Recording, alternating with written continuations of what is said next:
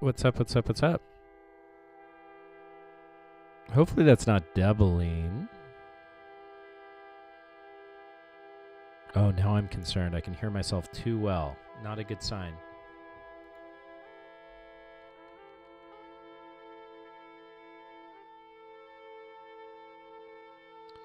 Let's see. How might I test this? How might I test this? 1 second.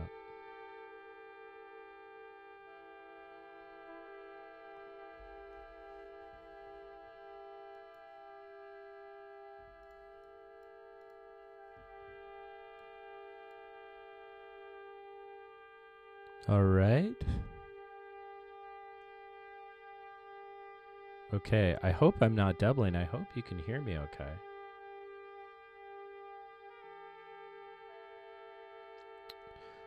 All right. If I am doubling, maybe let me know. That would be cool. That would be cool. I would love that. So keep me posted if that is going on. Is this track? Ooh, yeah, I wish I could test this.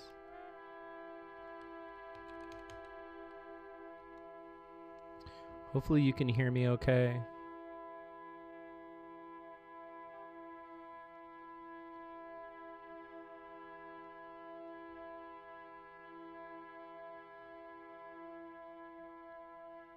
Yeah. All right. Well, I'm hoping you're not getting double audio here.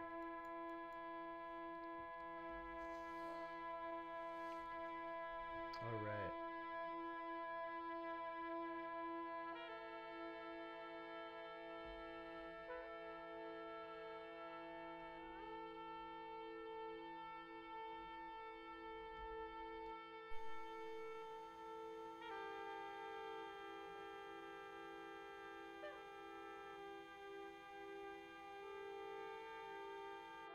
Let's see. Hopefully you're not getting double audio.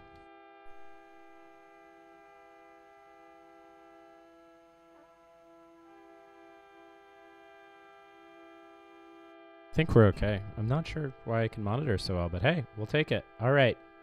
Cool. What are we working on today? We still have our granular app here. Oh, Lord, that wasn't what I wanted, but let's try that. So we should still have this, and let's see where we're at. Let's pop it open. Oh, it's blue now. That's fun. Okay, we're still able to click around, and it's pseudo controlling this one parameter. And yeah, we can still hear it. That's cool. Ooh, it's kind of droning together. That's sweet. We like when it drones together. All right, so we'll refresh that though. So what are our goals today? I think our goals are similar to what we were working on last, well, I guess it's been a couple weeks. We want to be able to control our parameters by clicking on this shape, right? And we'll kind of work on functionality in a little bit, but we just need to make sure we know what's going on. So let's see what we did here. And what do we have? Okay, so this is the crux. We have our big app with all our fun stuff in it, including our use effect function that's kind of stopping the script and starting it. So we can hear it, which is great. And when we hide it, should hide that just right up. But now, despite being able to map this volume fader to where we click on the circle, and obviously this is kind of trash right now, right? This isn't known to interact musically, but it's a proof of concept, right? It works depending on where we click around. But now we need to actually make it adjust this parameter, because right now it's not, right? It's just kind of updating the slider position. So, man, we've been working on this for a little bit, and it feels like it should be easy. But let's hop back into our JS and just take a look at our code real quick. And we'll shut that up for just a second. Although we'll show it. We'll just bring our volume down. Okay, so let's take a look through our code again. We create the web audio context, which allows us to use audio on our website. We create a gain node, which I think maybe our volume parameter is mapped to over here. And this is what's basically rendering our nice little circle here, right? It's the circle control. And yeah, so that's where we're defining the circle. Here's a little bit of the math to kind of build the circle. And then we draw it.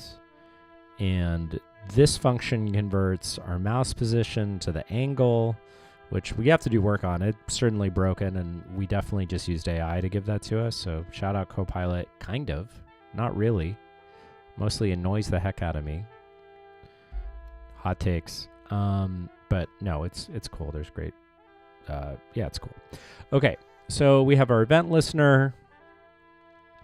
And then this is kind of what we need to play with here. So volume slider, right? So get element by ID volume. And we're letting this variable param value call this function below, right? So we pass it angle, which we have here. And then it's going to return us a number, right? So we're passing an angle. Where's angle defined? I guess angle is defined up here. So yeah, we're passing that in. It's giving us a number. Cool, right? But even though we have that number, what the hell are we doing with it, right? And what we are is getting that value back, and then we're assigning it to... These things have the same assignment, which is bizarre. But I think we did that because we couldn't get the text value to work. So if we... Oh, let's refresh that again. So this should work just the same way, right? Nothing's changed. So let's delete that. I don't think that looks right. And when we save it again, it's going to re-render it. So that's okay. It's going to keep doing it, but we'll just hide it. We'll show it again. And so... Long story short, we know this volume slider dot value is that's interesting. Where's this defined? I guess it's defined up here, right? So yeah, so it's giving us the element that's seen by this ID, which in this case is our volume fader here, okay? So we're seeking it out by ID, and basically everything we export out of Max, which is this third-party software we're using. We could talk more about that in a little bit, and that's how we built this, right? All this is happening because we use a different software called Max. This is gonna, give us a few values for our variables, for our parameters, and in this case we have one called volume, right? It's got these steps. It's got this initial value. And we need to figure out, how to also affect this num box here, right?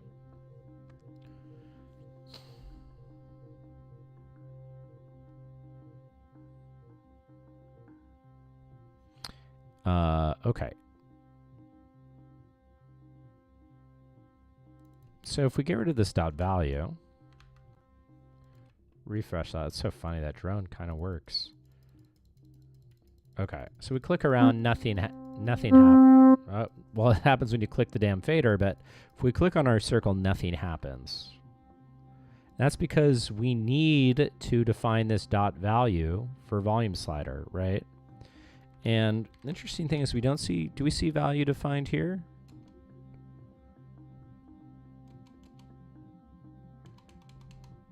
Okay, so most things do have the value. So why am I doing this? I guess I want other methods associated with this name volume. Interesting. So this is kind of cool. So here's our initial value. And I guess this is for presets. So yeah, it's basically giving us an initial value. So we know dot value equals 30. Now we're still having the same question of why value isn't affecting this num box, right? Which we can type into. Sorry about that. every friggin' time. Okay.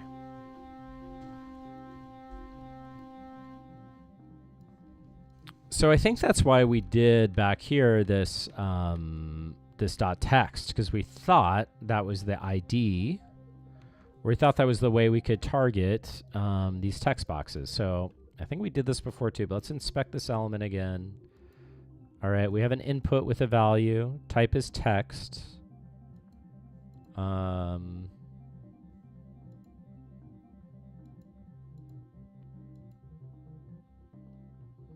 Okay, this is actually telling us a little bit. So we're able to see some properties, right? Do we have value property? Okay, we do. What other properties do we have? Because we need to somehow figure out how this text box connects to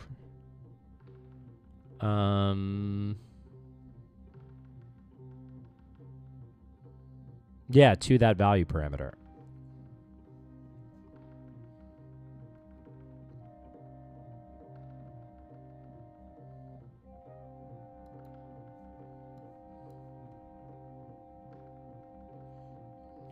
This is interesting. So it's all kind of in this div.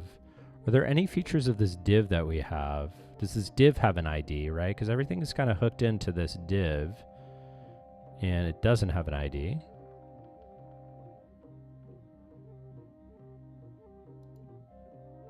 Can I delete that? Oh, yep. That's going to delete everything there. All right. So it's kind of, it's trapped in this div.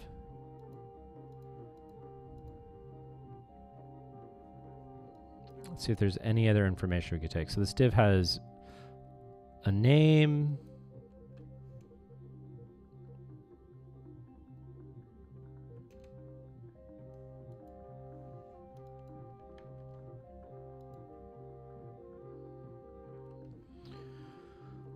It has a name, a value. Okay, sorry, putting that aside here. And a type, right? Now,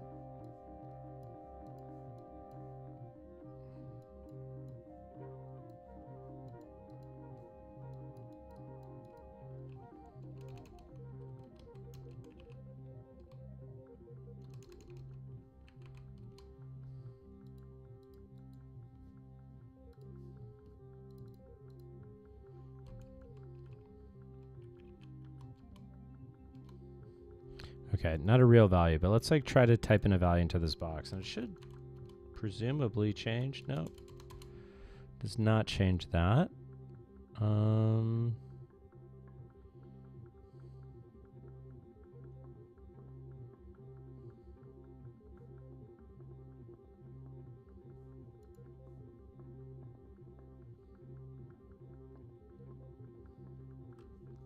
Okay, so we have our default value.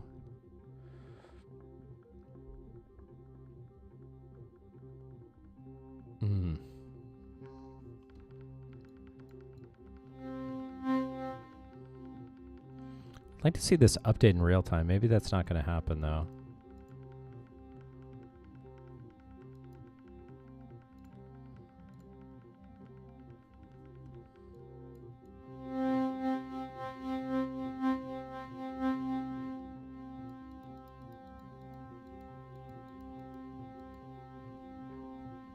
So how do we assign it to this parameter? That's what I want to figure out.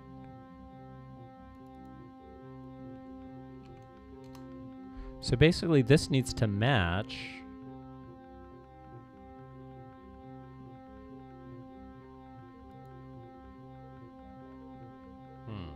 let's maybe console log this, right?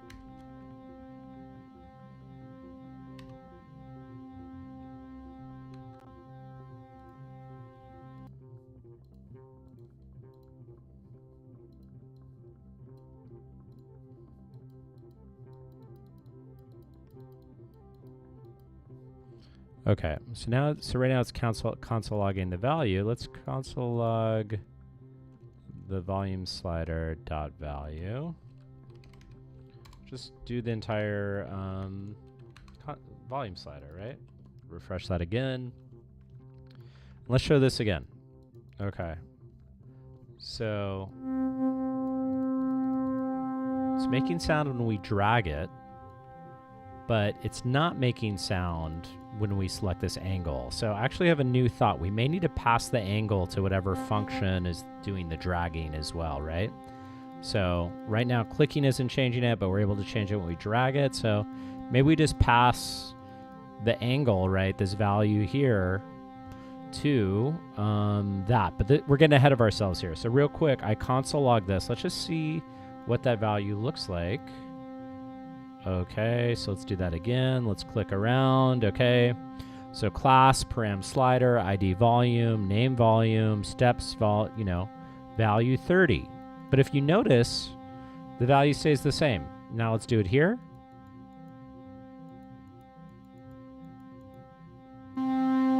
Interesting. So it's always going to give us that default value, which may explain why nothing's happening. It's not actually changing anything, right? It's not updating. It's not updating this value. It's updating the slider position. And sorry for everyone's ears. My bad. But yeah, so we need to look at our function and just see what the hell is going on. So let's go down. And I think we have, and I'll shut this off for a second.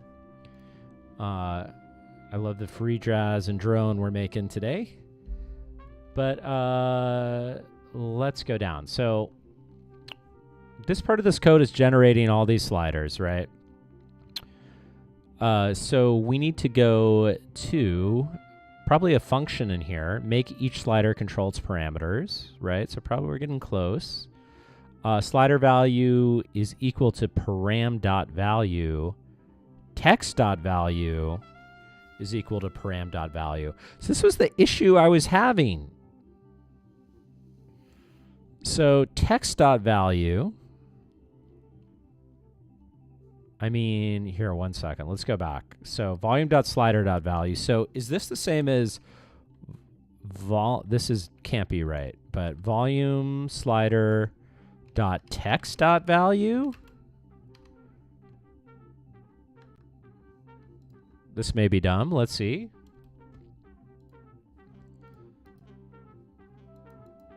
And it is dumb. It's not working.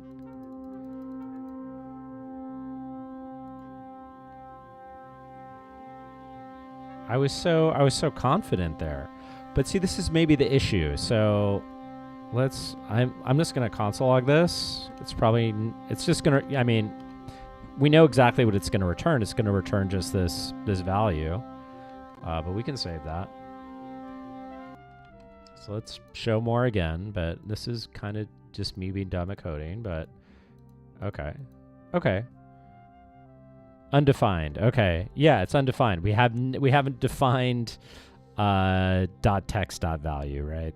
We've gone too many layers too deep, although I was kind of hoping for the best there, but that's okay.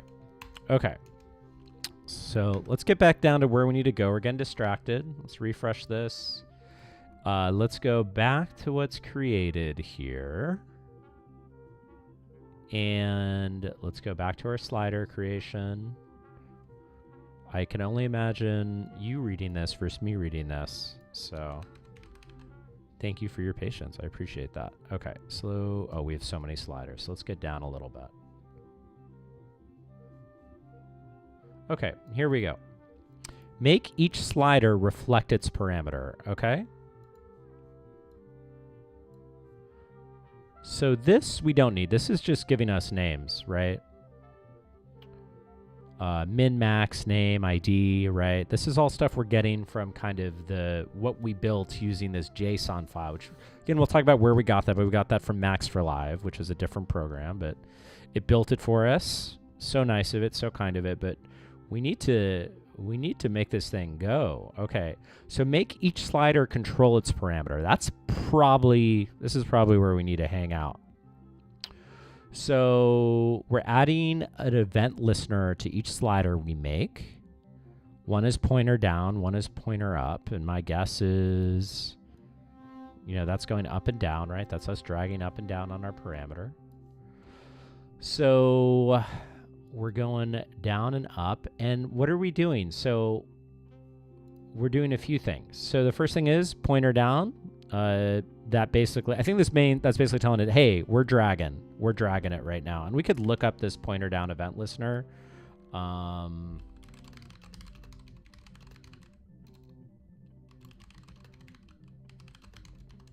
Let's look it up. We'll use Copilot here. Hopefully you can see that okay. I know my big face is blocking that. The pointer down event listener in your code is used to track when the user starts interacting with the slider. Okay, exactly what we want. So they drag the slider. Is dragging the slider? Yes, that is set to true. So first things first, that has to happen. Pointer up. So that's basically them letting go, right? That's the last position that happens. And then the event listener input. So what are we doing here? Well, this is, I think this input event listener is just, it's just sending back our parameter value, right? So let value equal number dot parse float slider value, right? So this is what's happening. It's converting it to an actual number, whereas maybe it wasn't a number before and just a text value, and this is making it a number. So we probably have to do this. Let's try copying some of this.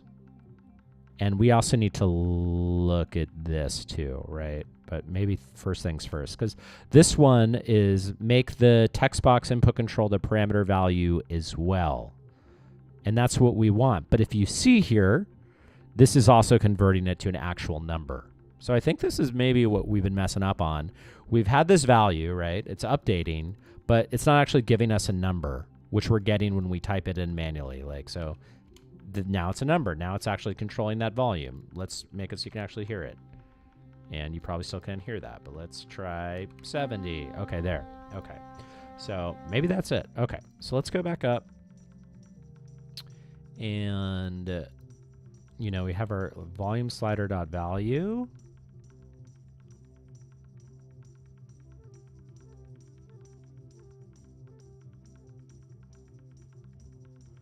So how are we going to do this? Okay, let's see. Okay, so this is the value we want to convert to a number. So I think, I mean, could we pass this all in? Let's make a very unlegible looking thing for my tiny brain. How about that? So let's just copy some of this. A number, I don't know what a parse float is, converts a string to a floating point number. Okay, there we go. That makes sense. So number dot parse float, and then we are going to pass this function into that. Okay. And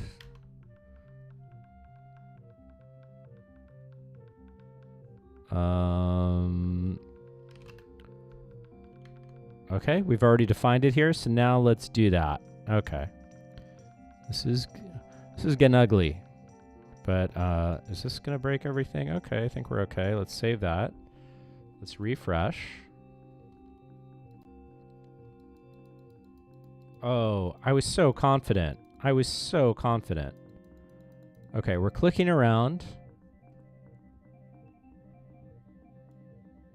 Let's just do this. I don't think it's gonna change anything, but let's try it. I was feeling so good about that.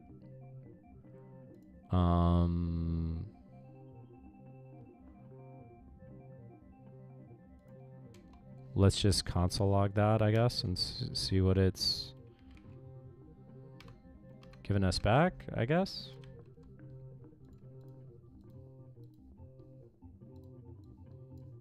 Okay, clicking around.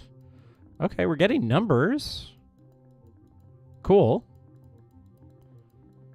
Nice. Numbers between 1 and 158, which is what we wanted. But it still doesn't seem to be converting to a number isn't affecting the actual value. So we gotta, let's go back. Let's take another look. Let's get back down here again.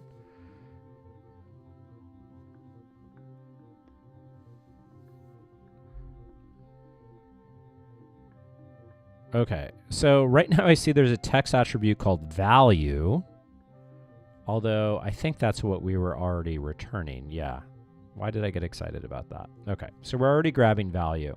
So let's keep on looking here. So we have that value, and let's look at our slider again, and we're scrolling right past it. So make each slider control its parameter. So input. So what is the value of each slider? So let value equals number parse of slider value. And let's just make sure we actually did that up here.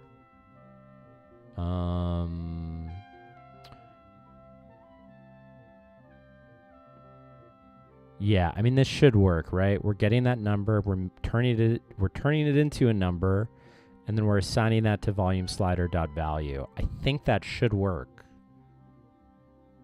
Yeah, if you have any questions or thoughts, just, yeah, let me know as well. Or tips. This has been like driving me kind of crazy.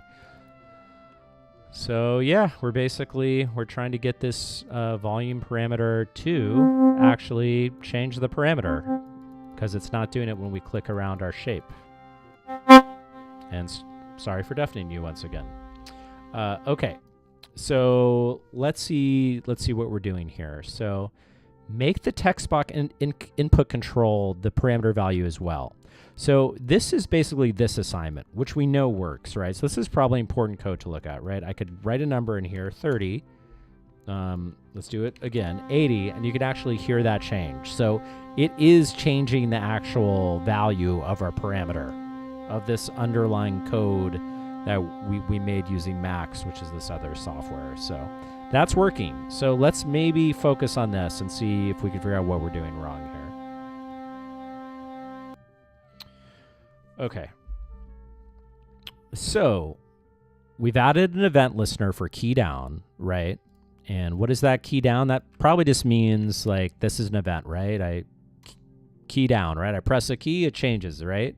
So here's what that's actually doing. So if event.key equals enter, let new value equals number.parsefloat.text value.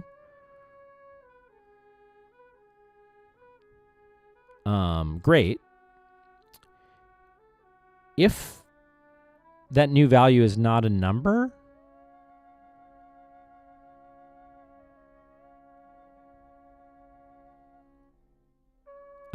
text value equals param.value. So maybe we need to assign param value. Maybe this is what we're mixing.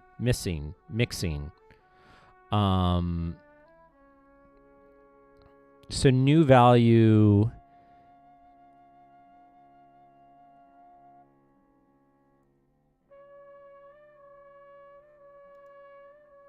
Gosh, this is where some of like my basic coding logic needs to be a little sharper here. But basically, if key down is pressed, and that is enter, and is that how we always input it? I guess it is, huh? Let's go 30, enter. Yeah, okay.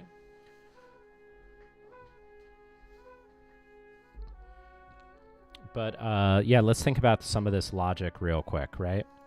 So, okay, if what we do is press enter, we're gonna create a new variable called new value, and that's gonna be, it's gonna cast whatever that value is to a number. If that new value is not a number, that means like if someone wrote like, hey Jude, text value is equal to param value.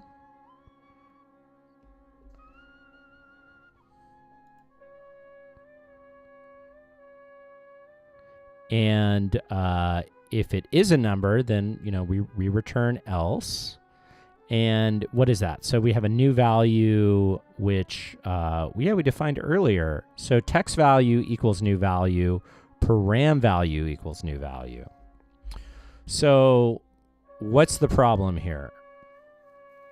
Well, the problem here is we need to define text value and param value. And I think this is what was going on up here too. Now, what's going wrong with our code? Our code is just assigning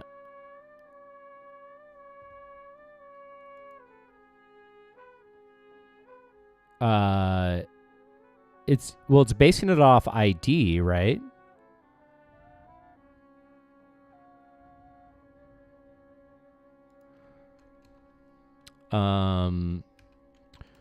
So we just need to make sure, we got to figure out how to target. Let's do a little code here, or a little pseudo code.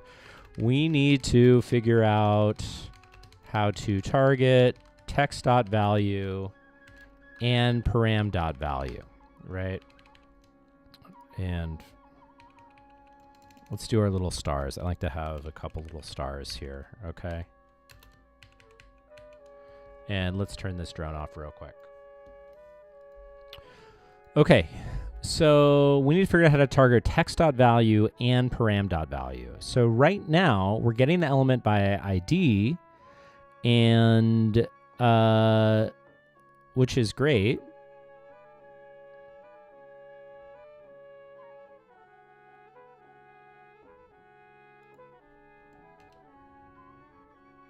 But we need to slider dot, and let's like look at,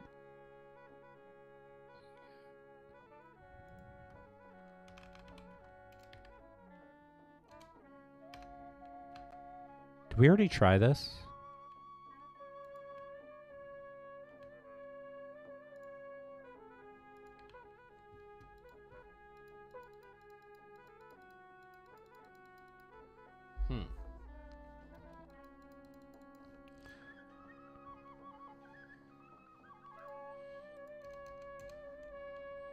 So this is my confusion. Okay, so we're targeting it by ID. Let's inspect this one more time because we know the ID, right?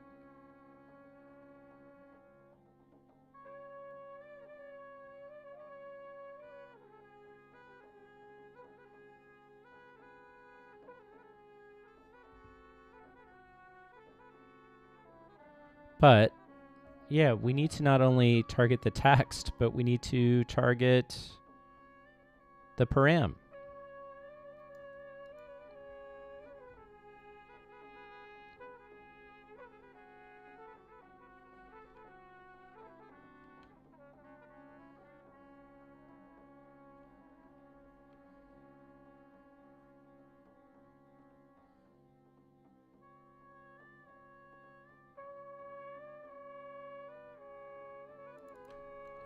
Is this going to return anything? I doubt this is going to return anything. Oh, look at that spread syntax. Let's try that. I don't know.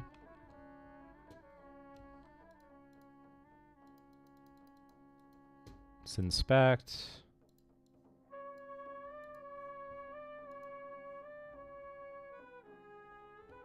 And let's get our error.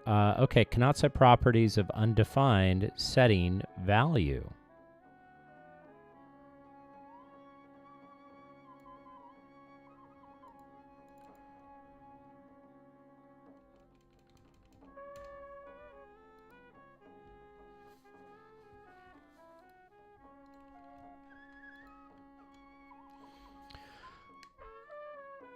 Fair enough. So we need to target text.value and param.value. So the question is, how do we target these individually? So these sliders are created automatically, right? Let's go back to our sliders again.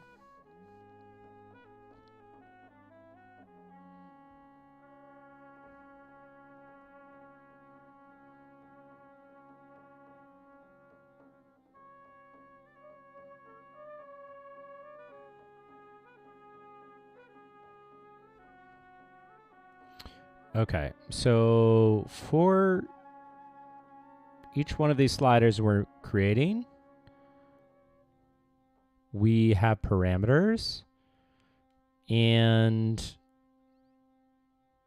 we have a label, we have a slider, we have text.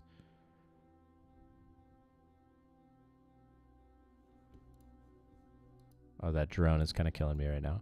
I like whatever this is switching to, though.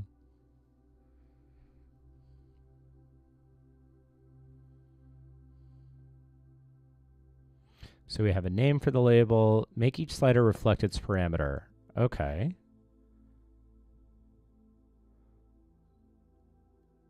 So we have a min and a max.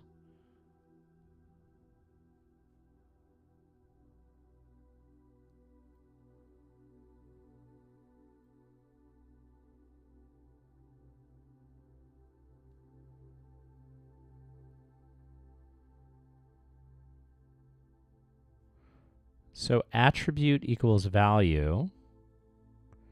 And this is param value. This is what I don't get. I feel like we're targeting it. This is why I feel like there may be something else at play here. But value should be assigned to param.value.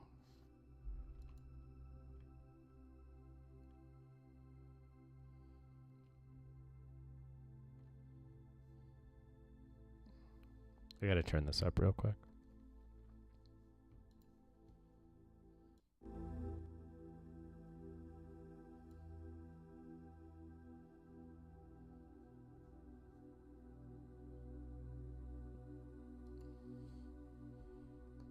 Apparently this is a god drone or something. That's what YouTube's telling me. This algorithm really knows everything. I mean, this is cool. 963 hertz. We must trust the algorithm. Why am I I should let the algorithm do this. Okay.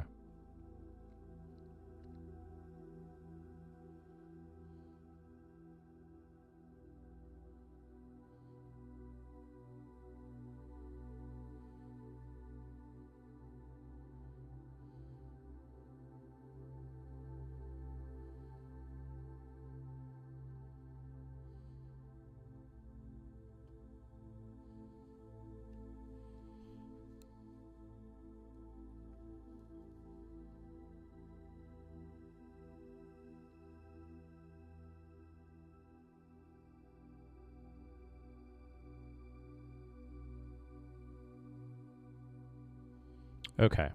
So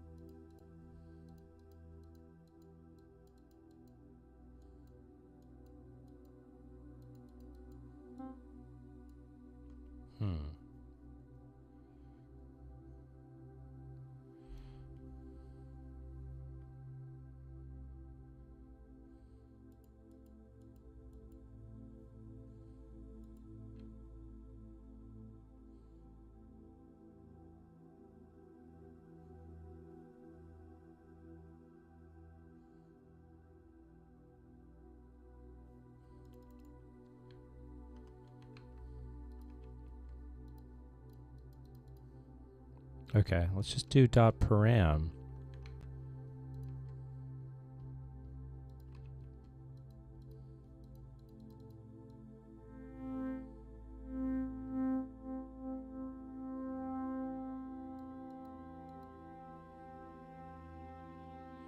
Now, I'm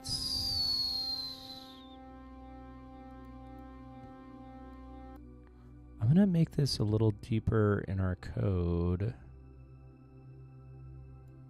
Is that stupid? Let's try it.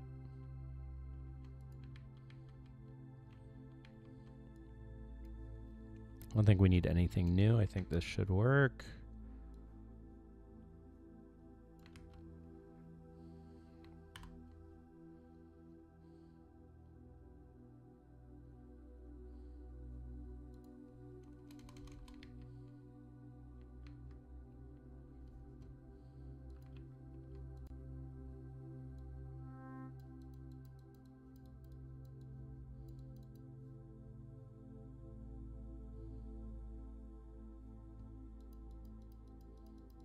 Interesting, not working here.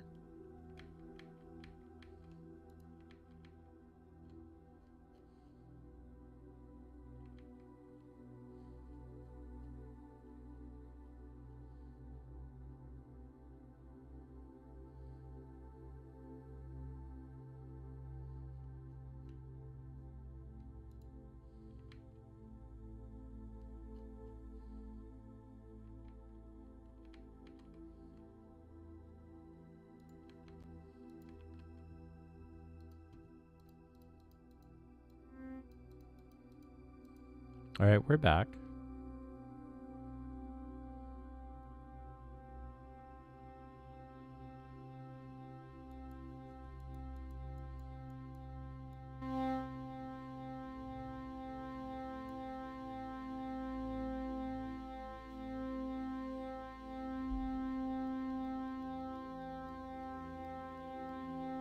Maybe we have to use state or something like that.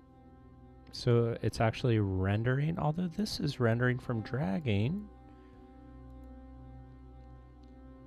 I feel like it's just a different version of that.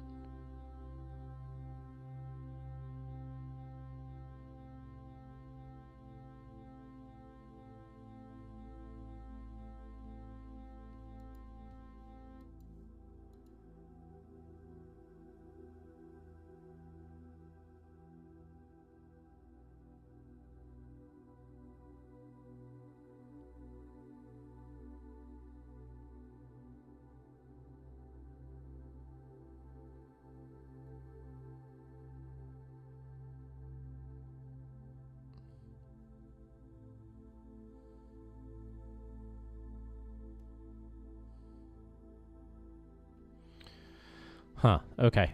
So make the text box input control the parameter value as well. So we were talking about this, right? You press enter.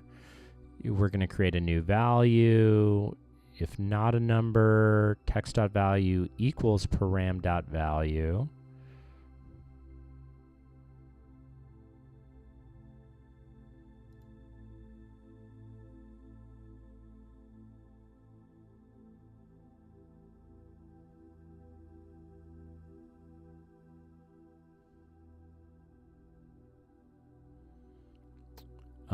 Okay, so create a label, an input slider, and a value to display.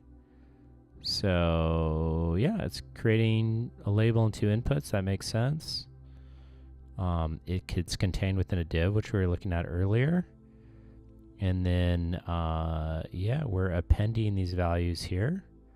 And we're adding a name for the label. Okay. And then, yeah,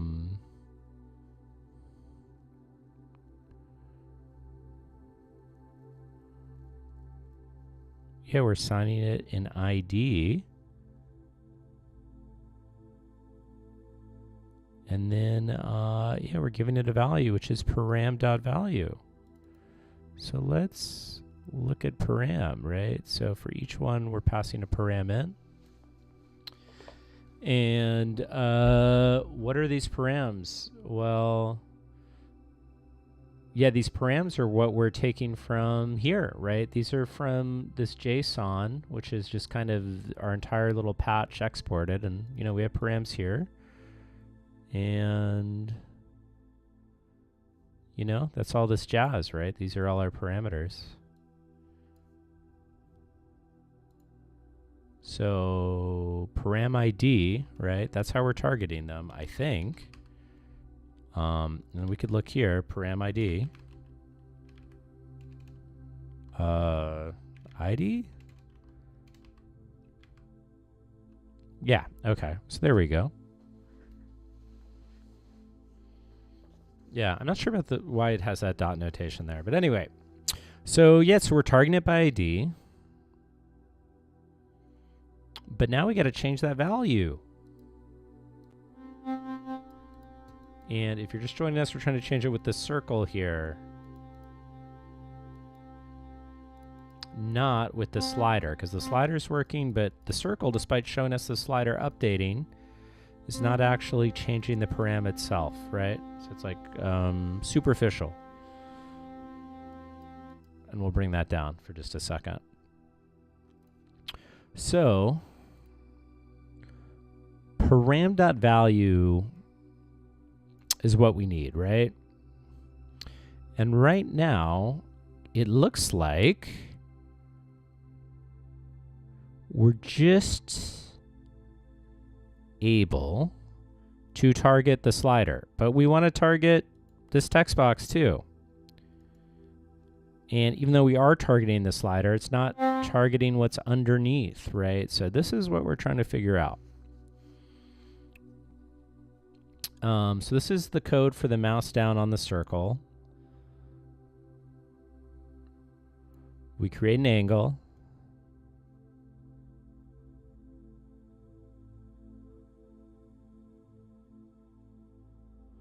We assign ID, right? We use an ID, which in this case is volume, right? That's what allows us to target this particular element.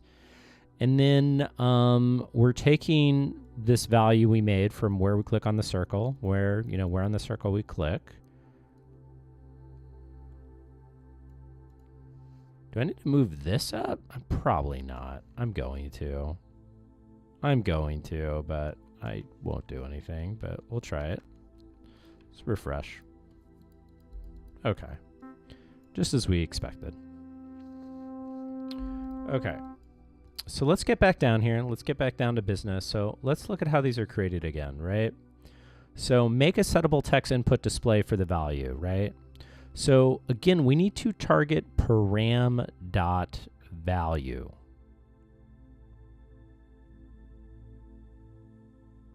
Now let's look at what's creating the param. So param is just, because this is auto-generated, and let's go here again, and sorry, we're going through a lot, right? It's auto-generated through this make sliders.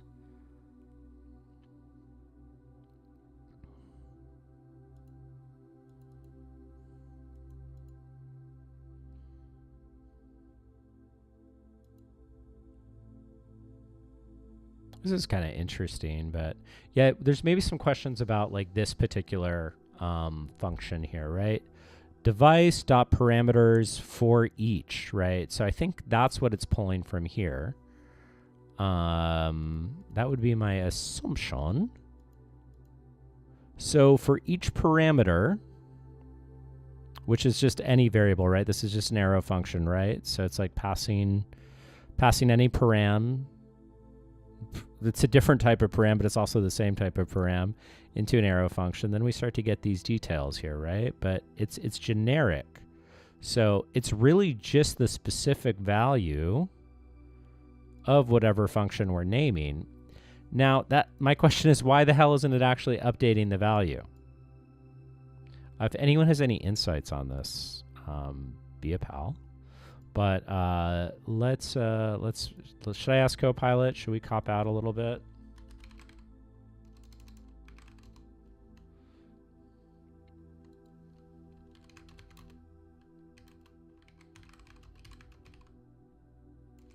Okay, so let's be a little smart. So the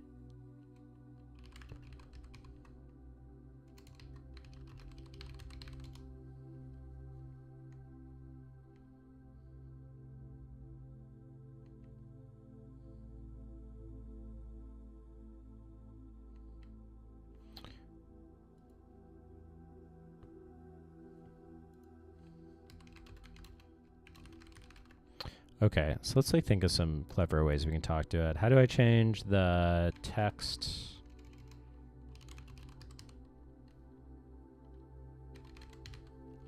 How do I change the text.value to the param.value?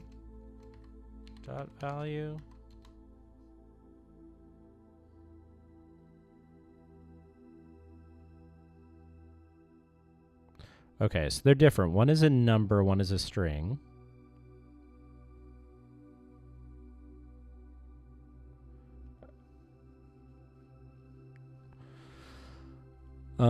Cool. Okay, well, yeah, I mean, that explains a little bit of it, but I think we're now casting it to a number, right?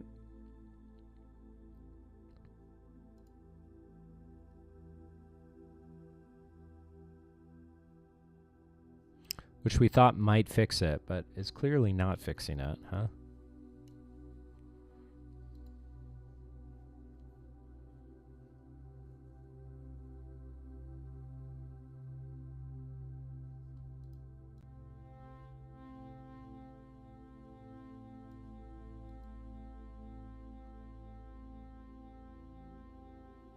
So what can I see here? How can I see what this value is updating, right? Let's inspect this. Maybe this will give us something here.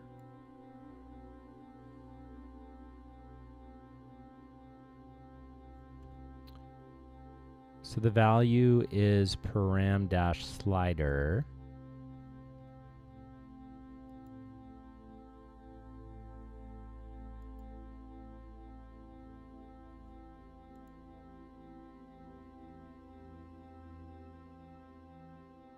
Huh.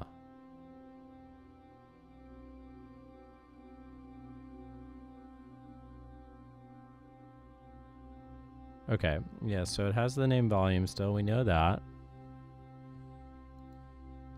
Let's just try it again.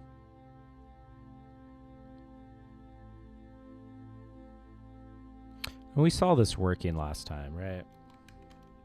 We know this works.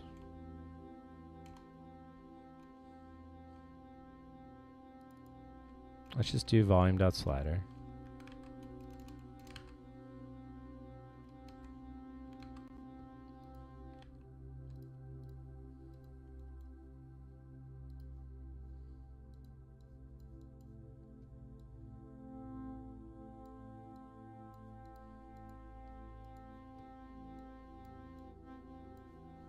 Interesting, that's not working. But dot value, let's try that. Oh.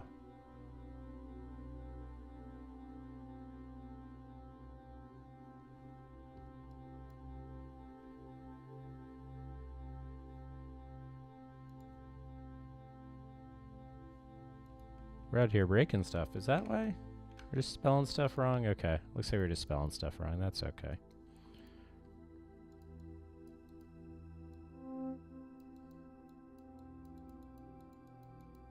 Okay. So interestingly enough, dragging the slider isn't outputting anything, right? So we're able to update it, but we're not getting a value from the slider itself.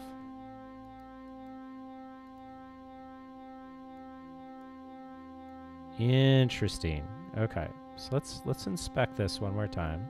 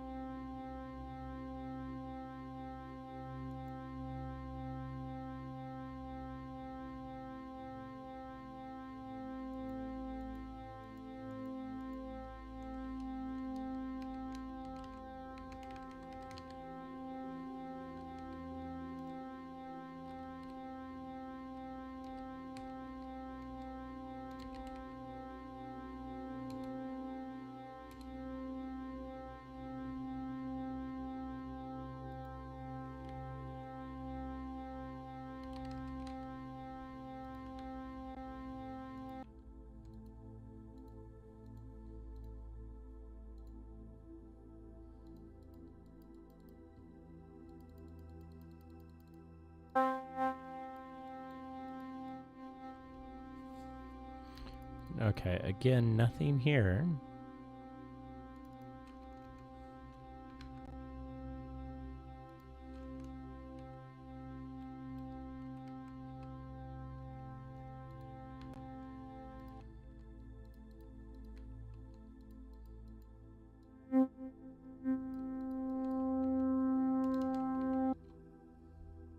So what's going on here? Okay, so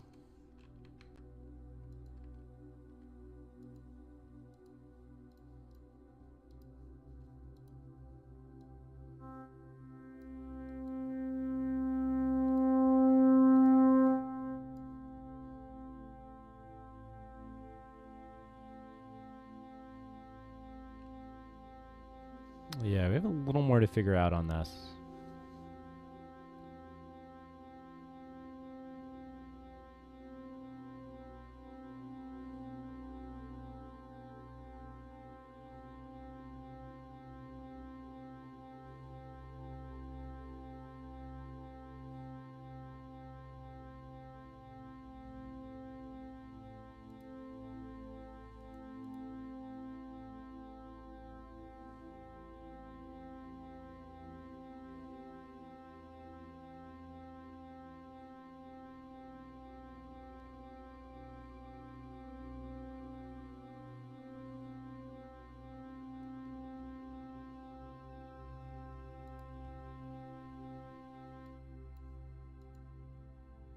Hmm.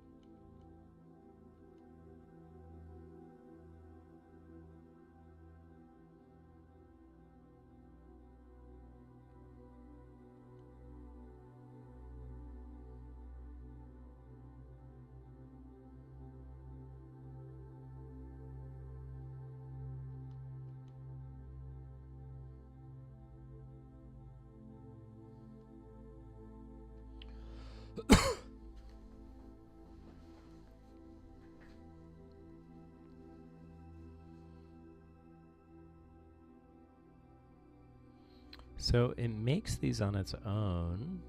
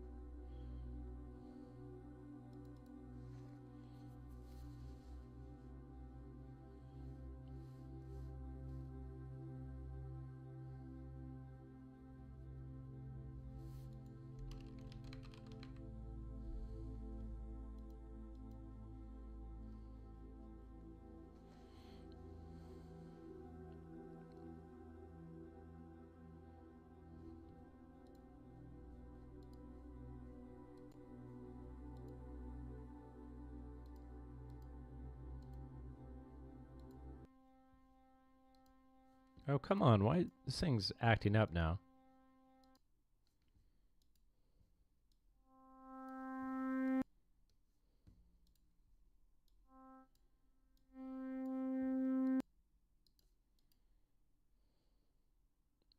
We'd refresh too many times, and it was just kept on playing.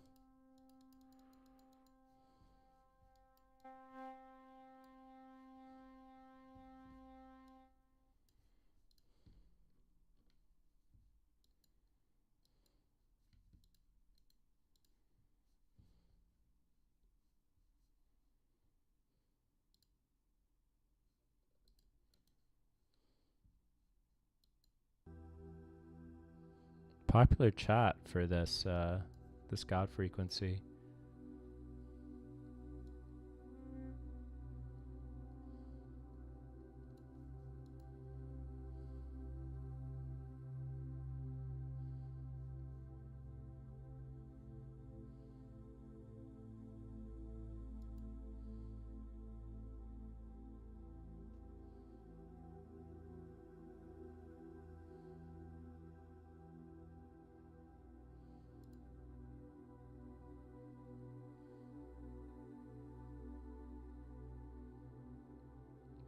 So we're adding event listeners to the sliders.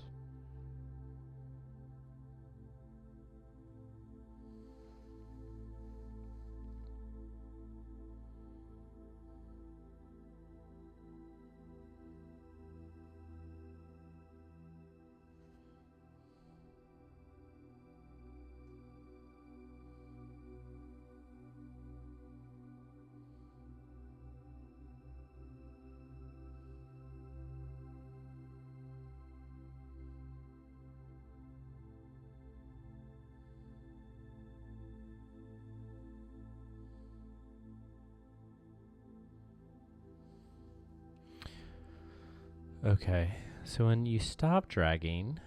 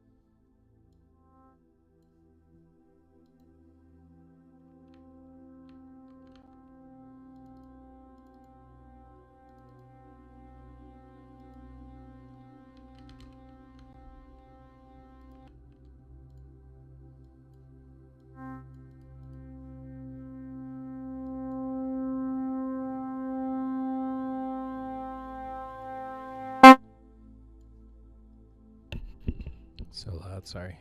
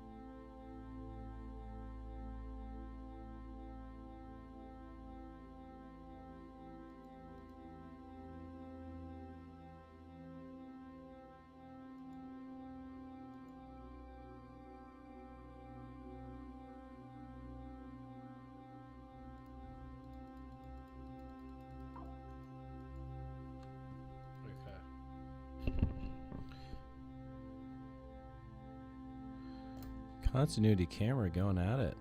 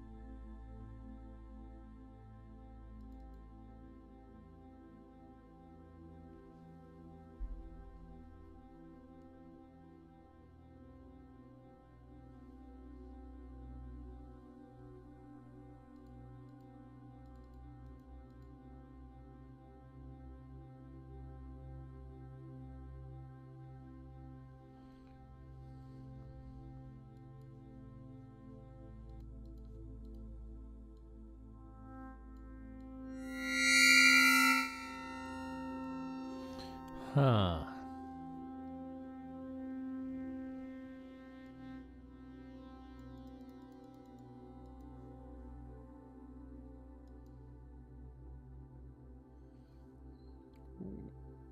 Hmm.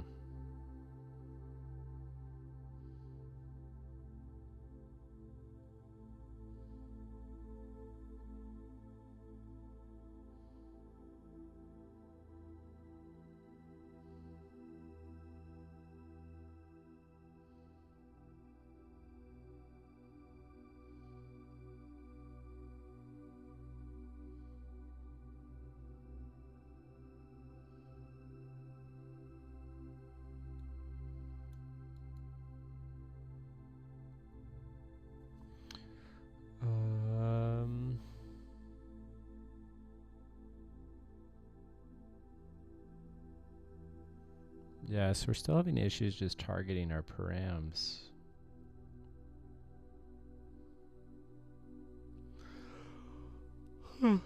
Excuse me.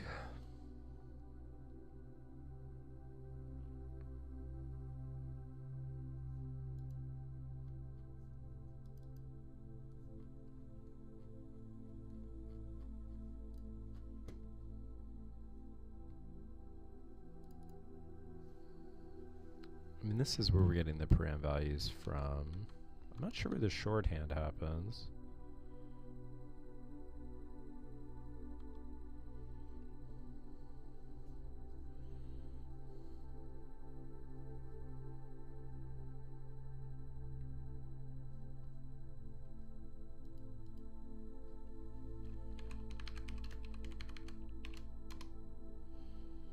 Yo, what is going on? I guess I'm doxing you here. I'm sorry. I'm sorry. That was the... yeah, got to come up with some code names on here. I hope you're doing good. Yeah, kind of reaching the end today. It's been still doing this... yeah, this rainbow stuff, kind of hitting a little bit of a wall. In kind of a funny way, but... yeah, basically I'm able to touch this circle.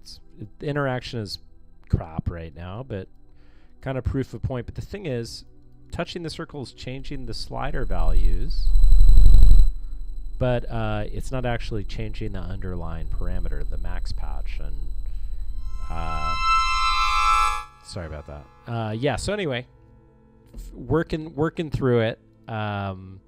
But that's been a little frustrating, but I'm learning along the way in terms of really deeply about how kind of this auto generation works, which is cool. But I would love if this would just update the values like I want, you know? Yeah, so that's how, yeah. How are you doing? How are things? Are you back home? Or are you still down here? There's less doxing like.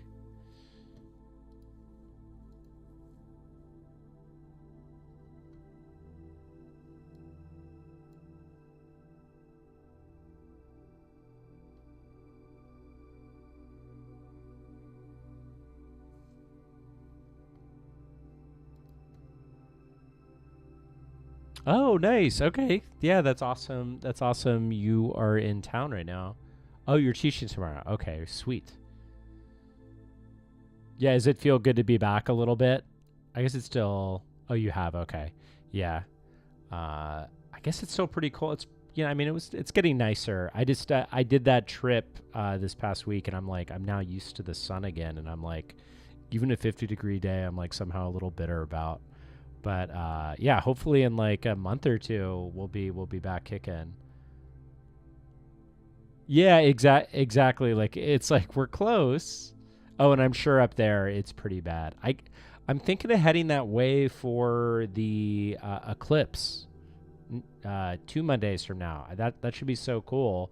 I feel like you're maybe on the path to totality, or maybe it's not too far from you.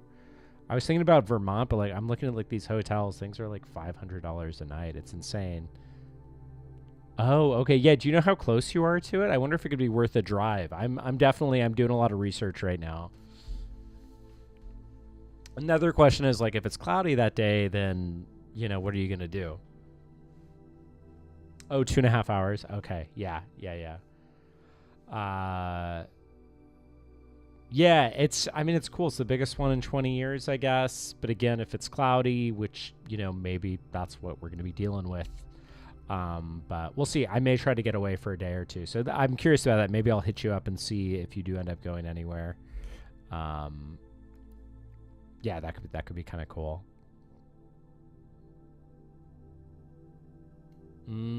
Okay. Okay, that's probably a pro tip, I guess, with the lake effect or something. Yeah, imagine like doing all that and then you have a cloud like hovering over you the whole time.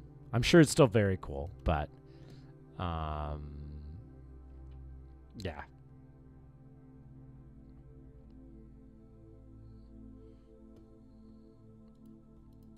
Yeah, so anyway, yes, we can move the parameter, we can type it in, but what I did do that I thought may have done it was to add another event listener.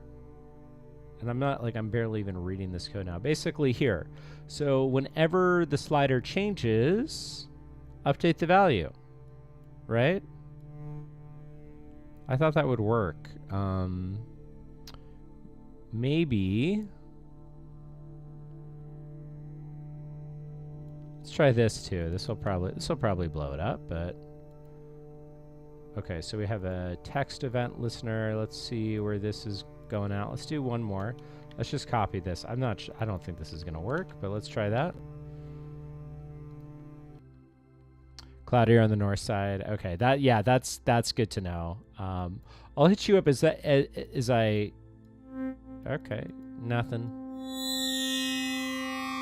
Same BS here. Oh, did that actually do something?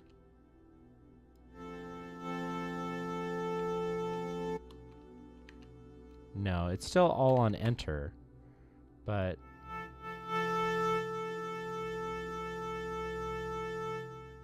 yeah, it's for 3.5 minutes. But man, it would be cool. I really wanted to go in 2017 or 2016. And the path of totality was so narrow. You had to go to Montana or Idaho, something like that. But this one, it's so massive. There's this big Texas Eclipse Fest, which I was actually able to get a ticket hookup on. I'm not sure if I'm going to be able to go, which I feel pretty conflicted about. And that would be with Cole and some other good friends. So it's kind of tough. But now I'm just like, I better get something in here.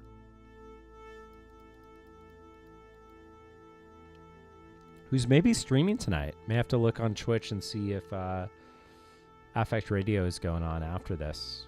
Have I ever done a raid before? Maybe we'll raid them if they're up. Oh yeah, they are. Okay, awesome. Okay, we'll do a raid here in just a minute.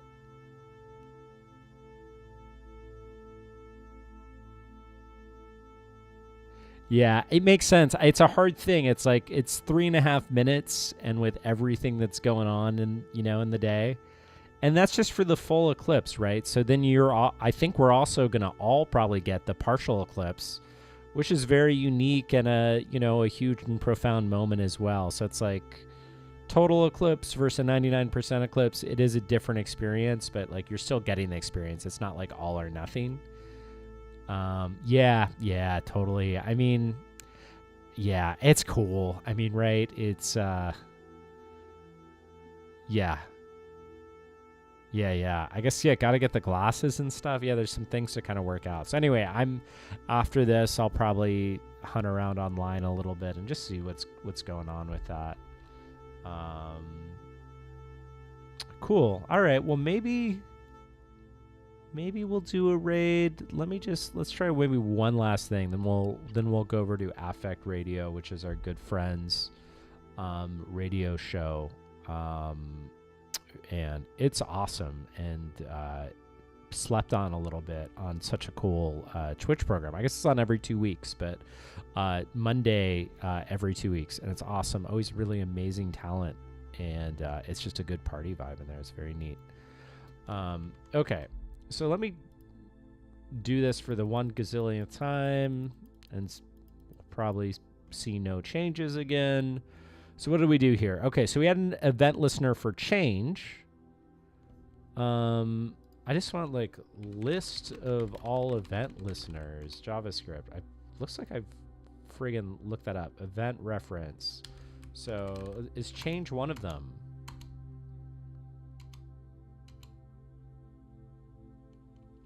See, like some of the documentations could still be better on this coding stuff.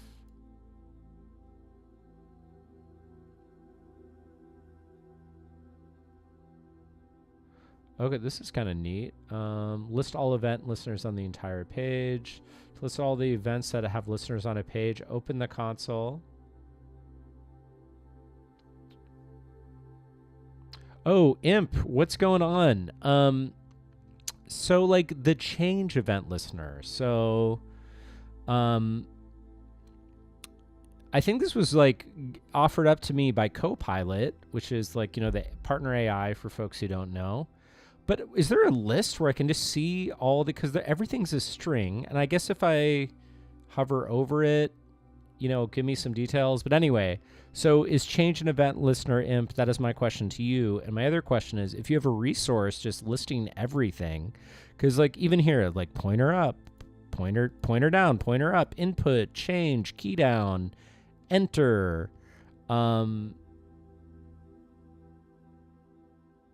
ooh, okay. Input elements. Okay, well that's cool. See, I would love like some documentation around this. But I guess that's why we have the AIs now. Although actually talking to a human is about 1,000,000 times better. So Imp, I don't know where you stand with this, but if you have any genius ideas here, but basically, we have this circle, right? And we've done a little geometry, aka Copilot has. We have to fix it because it's kind of messed up right now. But basically, I want to be able to kind of move around the circle and change parameters. And right now, it is changing them, and that I'm good with that for now. But it's not actually doing the same thing as moving the slider, right? I move it around, we see the slider move, but it doesn't change the parameter value until I drag it. And it is driving me up a damn wall. And I've assigned it to base frequency too, just to try something else. And it works with text input, right? I can type something in and it's going to change it. But I can't do it with my circle. So we got to get our circle popping here. So, oh, what's up, Max? Thank you for following. I appreciate that.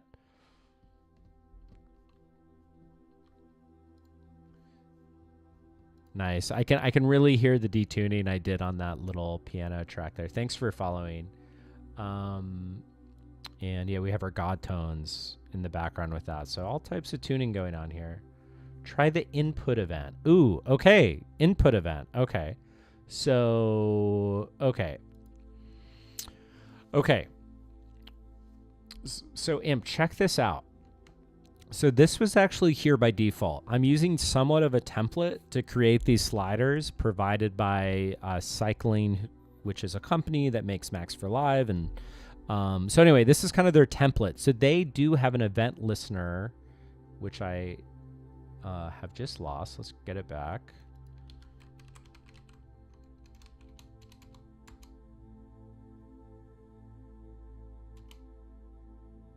Okay. Yeah, so they had this one. So that's great to know that is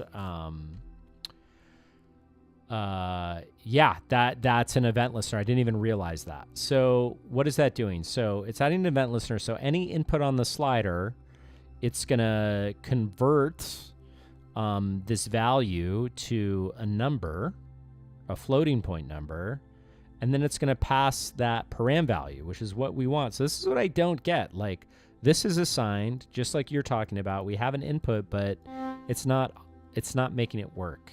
And I'm not a... Ooh, okay, let's read this. Okay. Instead of an arrow function... Ooh, event target value. Okay. Okay, so let's do that. Let's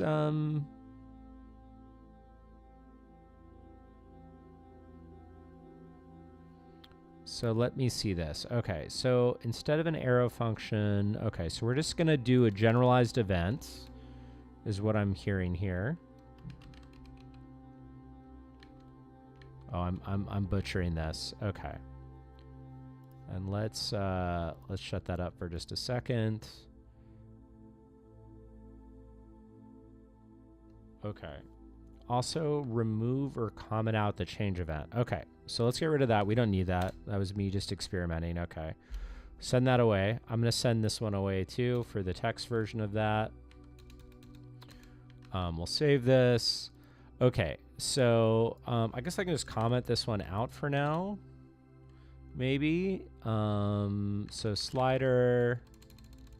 Dude, the autofill, although convenient, is just wilds out from Copilot. So, okay, so we're adding an event listener. And so you're saying no, so event, arrow function. Okay, this...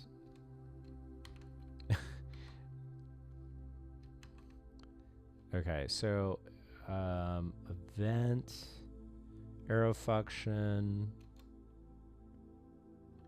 Oh, you do want input. Okay. Okay. So let's backtrack again. Let's do that. Add event listener. The type of event listener is input.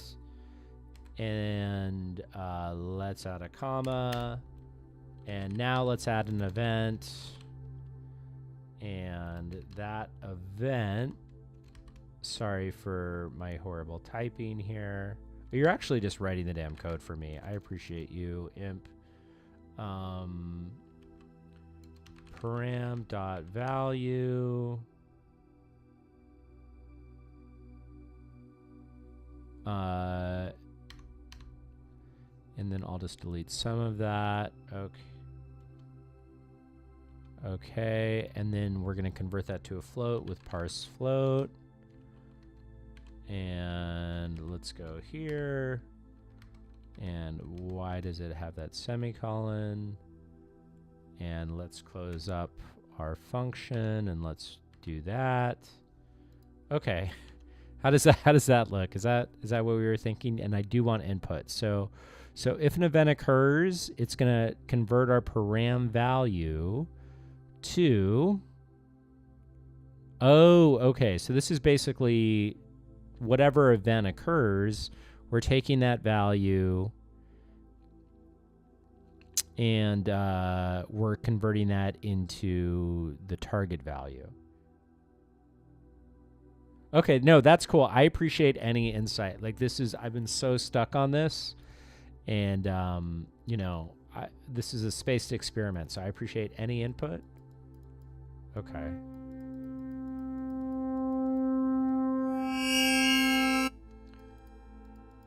Okay, so we're still... looks like that's still going on here. So this is what I'm confused about, and this is where I think it may be, and you tell me, like, is it a React thing? Do I need to use, like, use effect or use state to make sure that those updates render? The only confusing thing about that is, like, when I move the damn slider, it renders, you know, or it's changing the param value, but...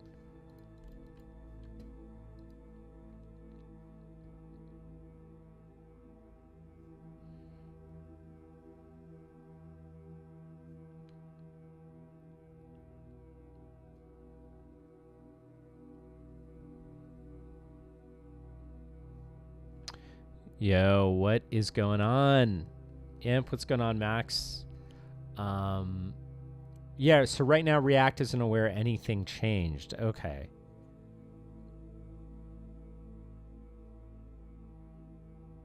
Okay, so right now React isn't re-rendering, and this is maybe where I'm coming into the problem with. Okay, so right now I have one instance of use effect, and what is that doing? That the current state is just to run the script that runs this, you know, all this web stuff.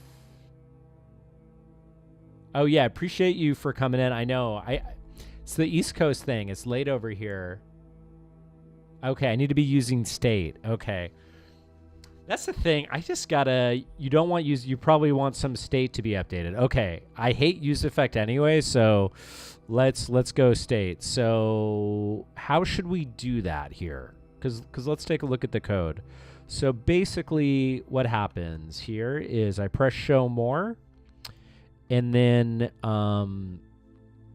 it essentially.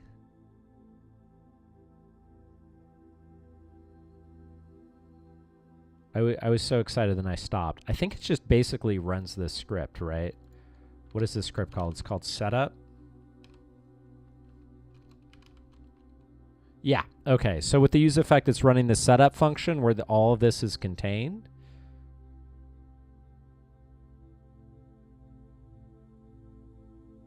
If you're already re-rendering. Okay. Okay.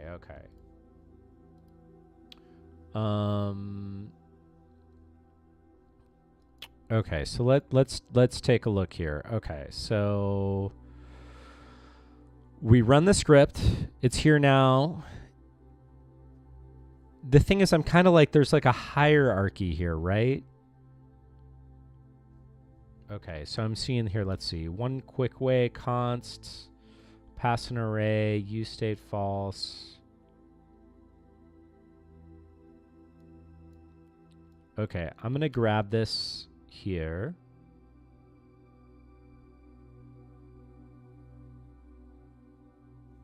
Okay, now my question for you, Imp, is, so this setup function that I'm running is like, we have 3 layers, right? We have our app.jsx, which is rendering everything. Then we run the setup function, which exists in a different page, right? So it's app.jsx and then app.js. Oh, that's awesome, Max. Well, that's cool. You have React knowledge, because I feel like my React knowledge is worse. My synthesizer knowledge is decent. I mean, it's a whole fucking world, so there's a lot to know. But I've been working with it for a while. So I love to gain, you know, because I feel like from the React side and the JavaScript side, I really just, you know, I'm just knocking down door after door without any grace. So happy to talk about this and stuff a little more too. Okay, so anyway, and clearly I have some attention span issues, but okay. So Imp, okay, you gave me this code here. So you can pass the re-render. That way you can call it, you can pass the re-render function to setup.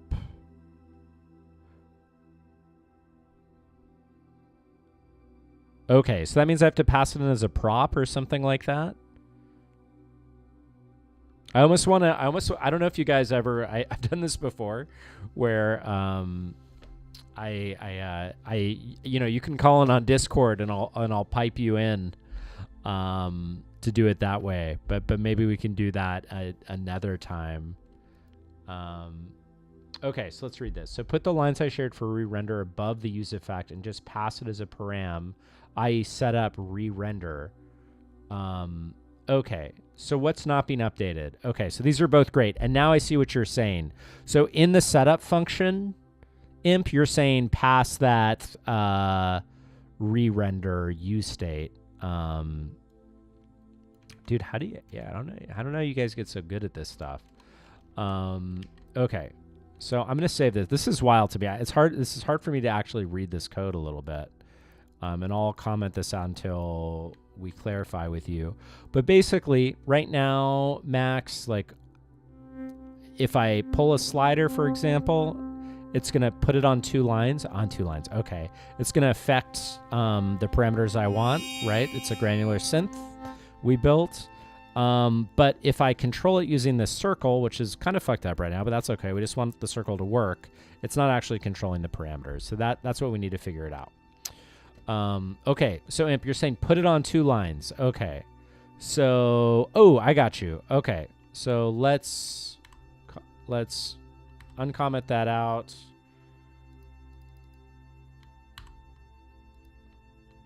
Wow. Okay.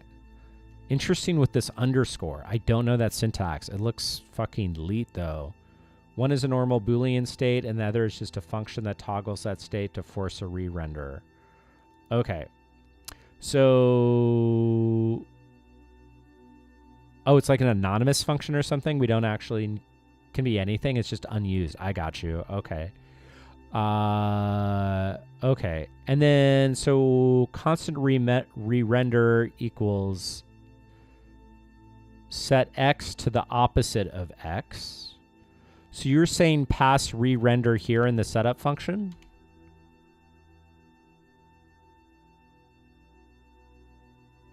Just, that's cool. See, these are like the cool coding conventions that I need more help with. Okay. So there we go. So we're passing re-render to setup. And we'll try to get this back. We'll leave that for now. And then inside of setup,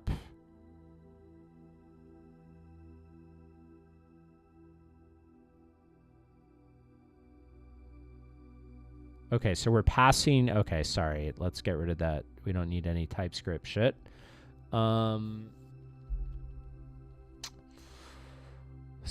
So, okay. Okay, so we're passing re-render in. And then we need to receive re-render as a param in setup. Okay.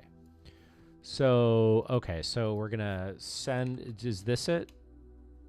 Am I wild? Is that fucked up? And we need to import it. Control click a function to jump to it. Oh, I got you. Okay. Okay, so we're passing in re-render and do, and then how would I import re-render?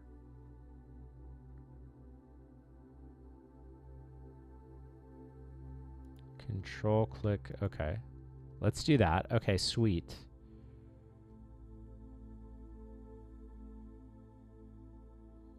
Okay, so now that I've passed re-render is declared, but the value is never read. Okay, so now we're passing it in. We'll save that. And then let's go down to our event listeners. And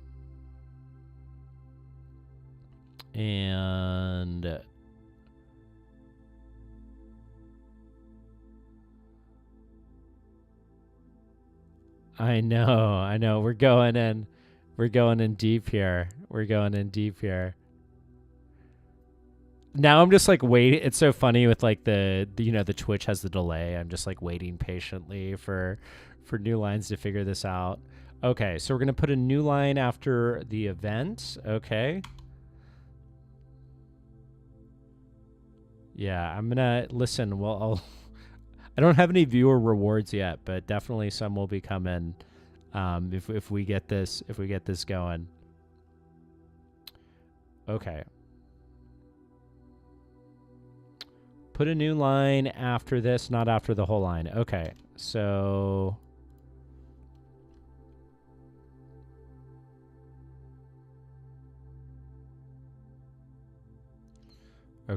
we're passing in this re-render.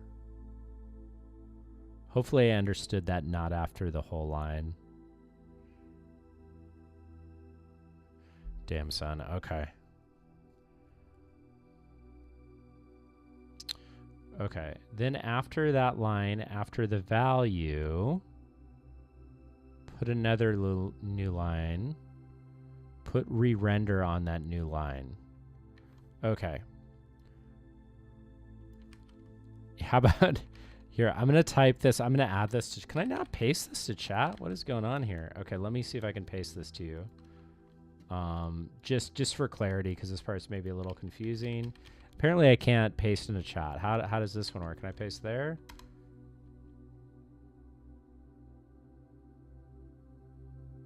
Oh, they make you send something. We need to come up with a like a Twitch coding interface. There's probably this probably already exists, honestly, professionally, but okay, let me just try to reread. So try this. Okay. Okay, I'm going for it.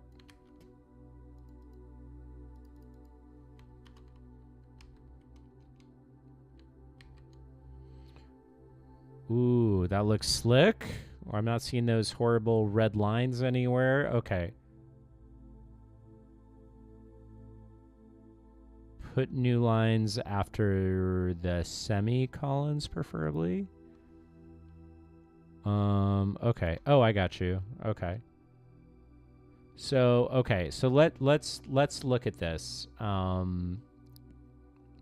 So we have an input event that occurs. We're going to take param.value. We're going to convert that to a float depending on whatever targeted event that was that targeted an input. And then we're going to run a re-render function, which we imported from our app.jsx. What does that do? It is going to set the state to the opposite of its current state. So if it was false, it'll become true. If it was true, it'll become false. And I'm hoping. Let me save, and you can let me know what's going on here. This is some big brain stuff. Okay, so we have a little error here. Okay, so let's see what we got going on here. Too many re-renders?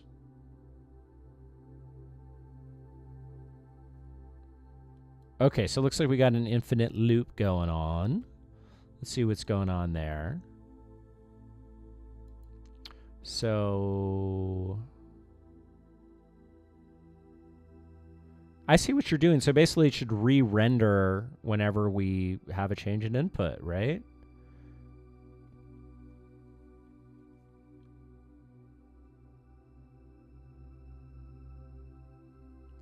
You know what? Is it calling it because I have it here? Or should I set state to be true initially?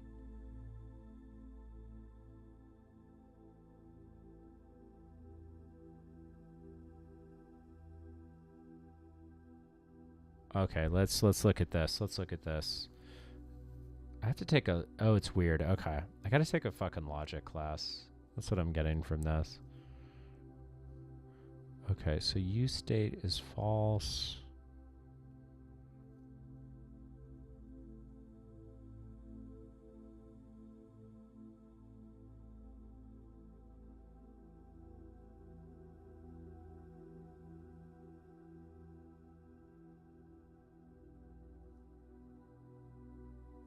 Okay, see a big O. O going.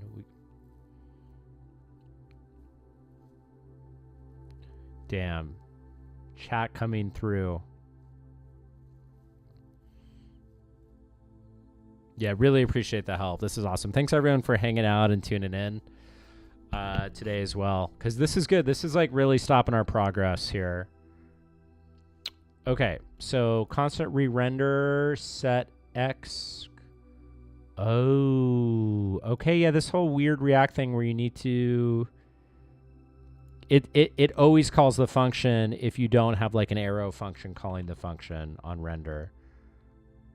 Look at this. Look at this crazy. Look at...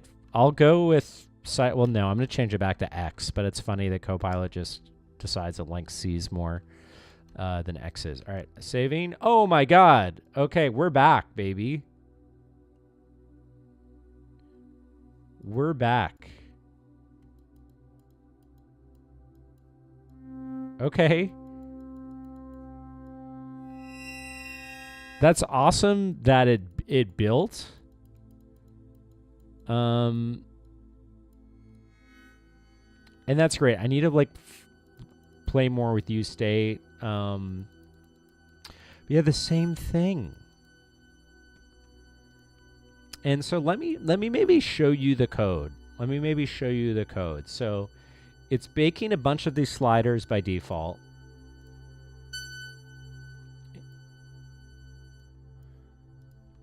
right? And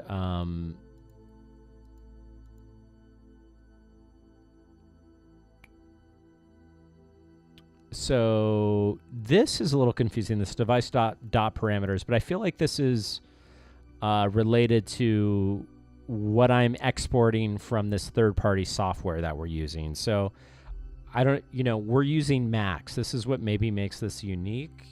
We don't have to do the whole damn thing today, but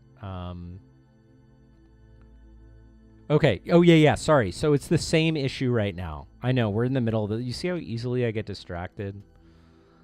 Let me quit this right now. So we're having the same thing. So we click on the circle, right? Oh, really? Okay, here, let me make my big head smaller.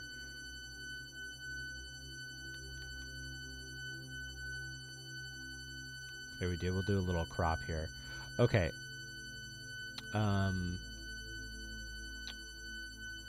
Cool. Hopefully that's a little better. So, again, I could click it. We see our slider changing, but it's only working when I actually click and drag the slider.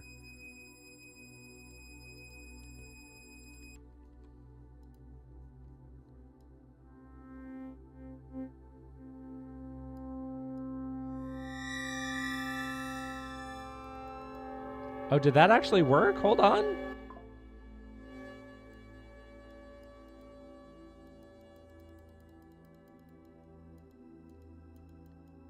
Okay, maybe it's working.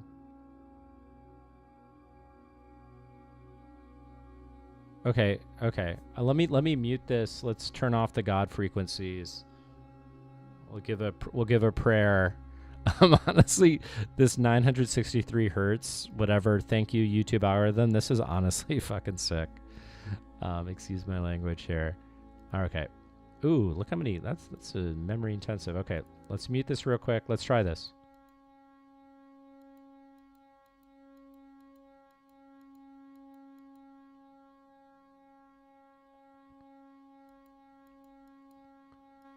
Okay, explain the inverse to me. Okay.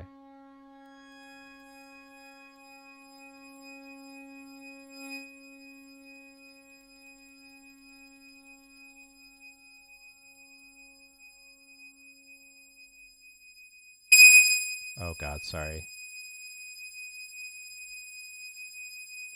Okay. So let's take a look. Let's take a look at the circle here.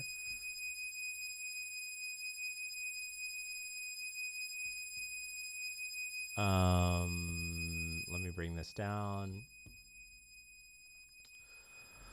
Okay, so okay, the event doesn't trigger when the inverse happens. So the circle thing won't do the inverse. You have to do the same stuff to the audio when you interact with the circle, as in when the value changes, that event does not trigger. The event triggers only if you interact with the slider. Okay. So let me look at this right now. Okay, so essentially I was trying to target the sliders by their ID. So is that not enough?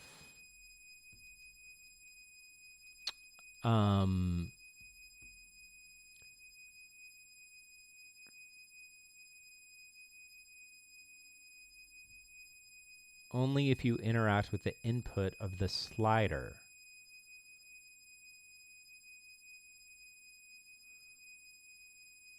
Okay. So you're saying I got you. It doesn't trigger the input event. So it's changing the slider value. Okay. That's maybe what was throwing me off then. So you're saying we need to actually have event listeners on the circle as well. So interesting. So would I just do a similar style event listener in terms of change?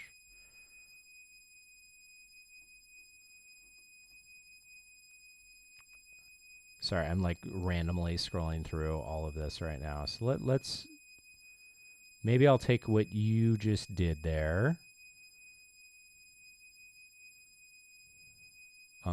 Let's see if we can find it. Okay, input.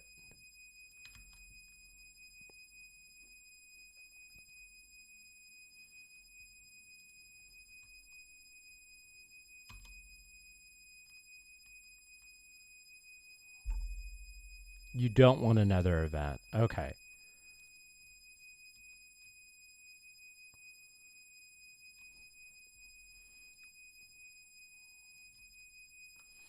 Okay. So I'm targeting these elements by ID, base frequency, and volume. And we're assigning their values, param value. But we need to change the params themselves. Okay. And I'll turn this down a little bit. Maybe we'll get our God frequencies on again. Got to have our God frequencies. Okay. So, we need to change the params themselves. This is what I was having issues with, right? We need to figure out how to target text.value and param.value. So right now, I'm just passing them to these elements by ID. That's okay. So I think param is like a reserved in the slider code. Okay. This is what I've been trying to figure out. So let me just show you the workflow real quick here. Okay. So, and I'll just give you a really, really high level overview. That's probably not going to be really helpful, but we'll just do it real fast, just so you have an idea of what's going on. So essentially, we have this graphical programming language called Max, right? And within Max, there is something called Rainbow. If you control click on param, that might answer it. Okay. Let me go do that, and I'll show you what's going on. So basically, what does Rainbow do? It allows us to take this graphical programming language and export it to a target. We can do C++, web export, audio plugin. You can also do Raspberry Pi. So we're doing the web export, and that's basically, it gives us this big JSON file once we exports it. Yeah, it's super cool. It's super cool. It's like it really expands it, and yeah, we'll talk more about that later. But anyway, so it gives us this nice big JSON file, and we're able to import that, and that's going to help us with all our like web audio context and things like that. But so params are really important. Params are kind of everything in the language of Max. I was trying to figure this out too. Like, so I'm going to control click.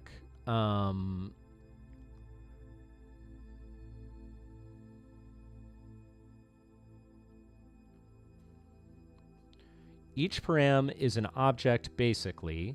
So we need to find the params that you want to change, the one for volume and the other one, then change param value there. Okay, cool.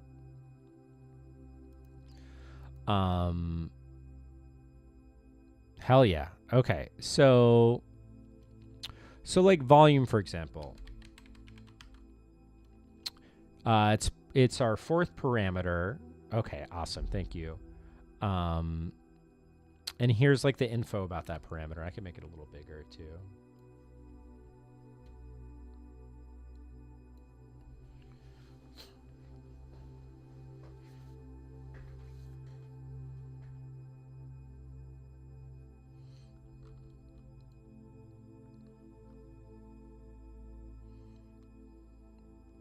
And this is maybe one of my questions. So, you know, we have our parameter, we have the ID, volume, we have our min and max. And obviously we have our value, right? That's what we're getting when we do this.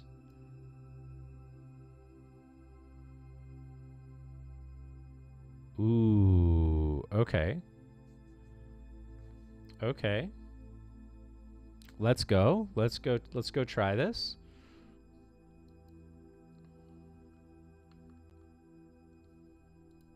Yeah, I basically, as long as we can do it with one param, then I'm awesome. You know, then it'll feel like it'll make sense.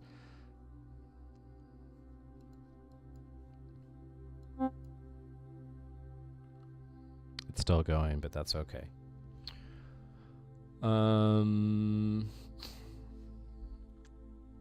Okay. So in the setup function start, you can do device parameter dot find parameter pname equivalent to volume to get the param for that volume. Let me know where you think I should launch this. I guess this will probably happen.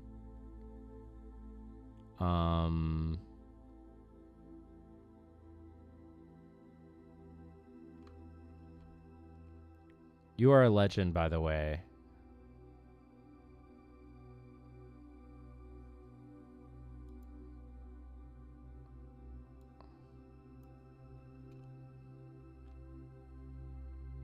In the function where you're updating the inputs. Okay.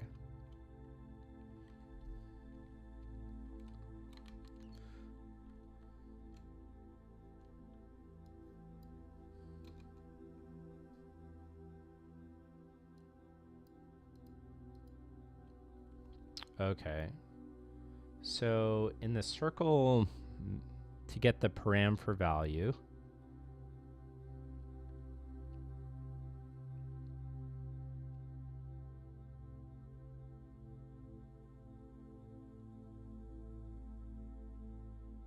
oh, okay, give it a name. Okay, fair enough. Okay.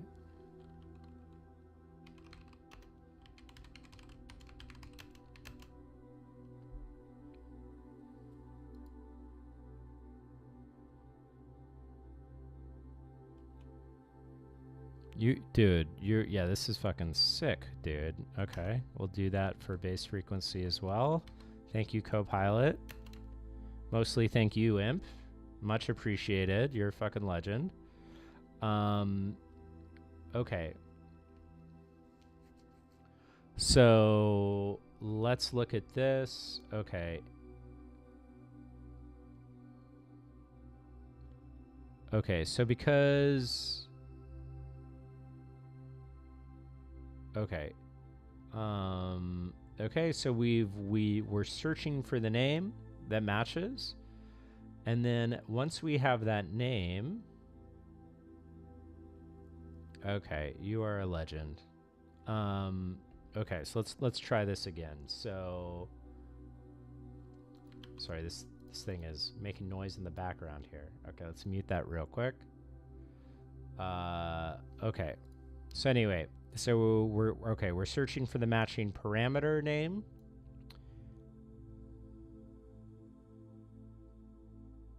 And sorry, I skipped something.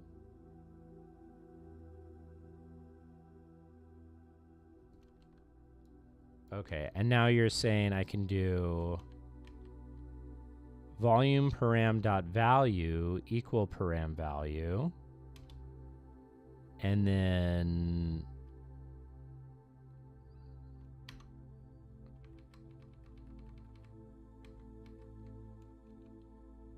okay, so let's save that. And I don't need this stuff anymore, right?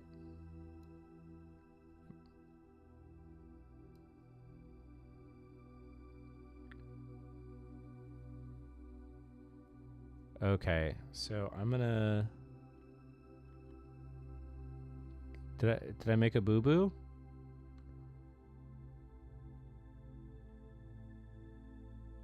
Okay. You know what? I still need param value, I think.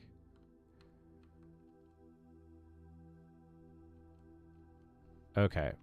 So basically param value, like me touching the circle is defined by this param value, right? So that's what I want to pass, but it looks like we're passing them right there.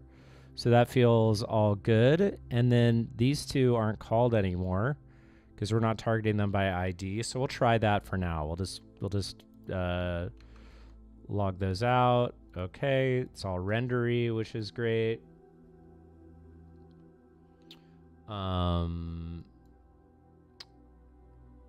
Okay. Try adding re-render if it doesn't work. Okay, let's do it. Oh my God. Imp, you friggin' legend. You are a legend. Thank you, Big Imp. You are a hero to the stream. I wish I had some like applause or something I could put on here. Thank you so much for your help. I'll have like some better accolades to give you next time. Can I make you a mod? We don't really have that much infrastructure yet, but thank you so much. What is your background, Imp? What is your coding background? What do you do? Obviously, you got some skills in here. And now I just need to make sure this is. There we go. So that is so cool, but man, okay, so device, all right. Okay, that's awesome. Yeah, okay, I can tell you know exactly what the hell you're doing. Very cool you're doing 3D web games. This Rainbow stuff is really cool for that too. And there's also like, there's Unreal ports, I think, for the Mac stuff. I don't know if you've tried Macs before. That's more in my background, but dude, this is all, sorry to dude you, but this is a whole new world. But long story short, thank you so much for your help here. This whole device.parameters.find thing, that's pretty mind-blowing to me. I'm not really sure how. I would love some version of that. Maybe what we'll do, if you don't mind, we'll have you on the stream at some point, or not. I know not everyone's into that, but if you ever want to like voice call in from Discord. Okay, so it's a method on an array, but tell me the device.parameters. I'm a little confused about this. I know it's defined later in the patch, but like, how do we know that's imported from here? How do we know it's imported from the JSON?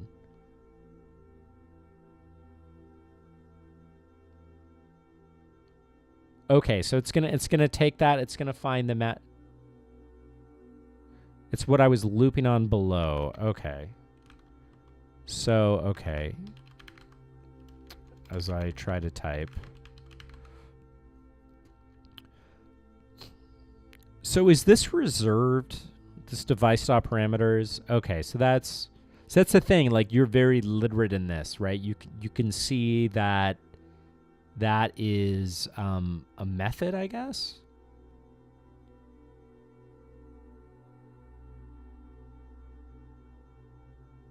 Very cool. Very, very cool.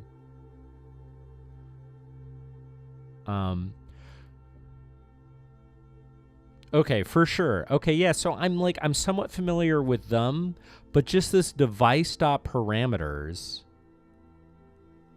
like, where is this defined, you know? I guess it's passed into this make slider function as a param, and it's just a parameter on that. Okay, so that's just one and done, which I kind of like.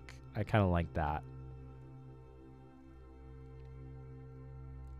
That's so cool. Now I just have to make it usable.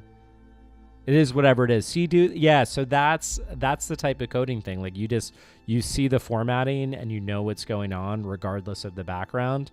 It just speaks to like the fluency. So that's awesome. I think I'm going to call it a night there because that's the breakthrough I needed. Typically I go just till 10 Eastern, so we did an extra 45. I appreciate you so much, Big M. Thank you, everyone else, for like tuning in as well. And then if you ever want to come on, because I think that's going to be another part, just like talking to other developers, more senior folks, and like kind of having them on stream, sharing stuff, because that's more what I do in my day to day. So we'll try to grow that out. Sweet. Thank you for the follow as well, Big Imp. Hell yeah. Let's see here. Can we get this to go? It works better with the God frequency here. So, sweet. Okay, well, I appreciate you for tuning in. I'll be back Wednesday if you're around Monday and Wednesdays. You are a legend and a lifesaver, and you really helped me with something I've been working on for many weeks. So, definitely stick around. We'll get you some like cool stuff. I'm trying to think of ways I can hook it up. More on the music software side. things. That's like I generally do marketing and branding with there. But anyway, appreciate you. Yep. Have a good one. Thanks everyone for tuning in as well. Imp, you're a friggin' legend for the record. All right. Bye y'all.